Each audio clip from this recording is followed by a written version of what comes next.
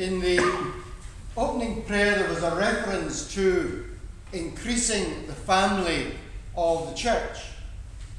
How do we do that? How do we increase our own Carmelite family? Well, I think perhaps we have a clue in today's gospel and also yesterday's gospel. Remember yesterday's gospel where John the Baptist had been baptizing and he had the opportunity to say, yes, I am the one, I am the Christ, but he said, no, I'm not the one. There is another one who is still to come. And he said to his closest disciples, look, there you go, there he is, follow him. And the two toddled off behind Jesus, not quite knowing what they were going to do, not quite knowing what they were doing. Jesus turned around, saw them and said, what are you looking for? And I imagine that they just blacked out, where do you live? Very, very deep question, now, where do you live? Jesus says, come and see.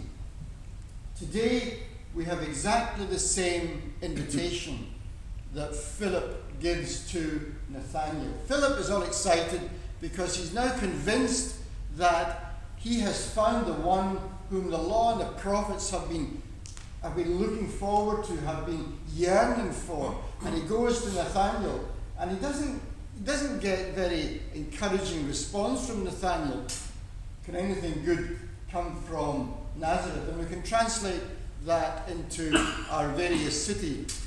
Could anything good come from Akron, Ohio, or wherever we have to come from, you know? Has anything ever good emerged from there?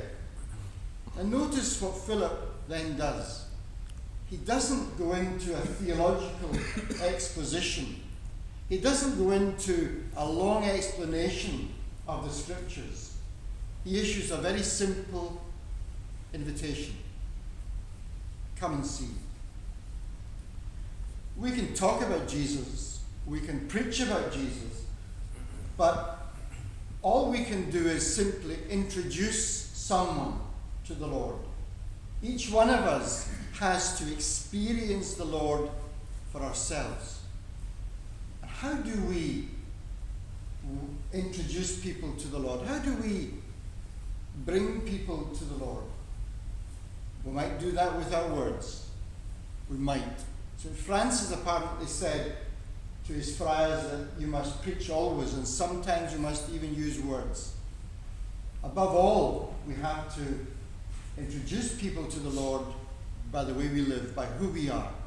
So let's ask the Lord in this Mass that through who we are, through how we act and react, we might call people to the Lord.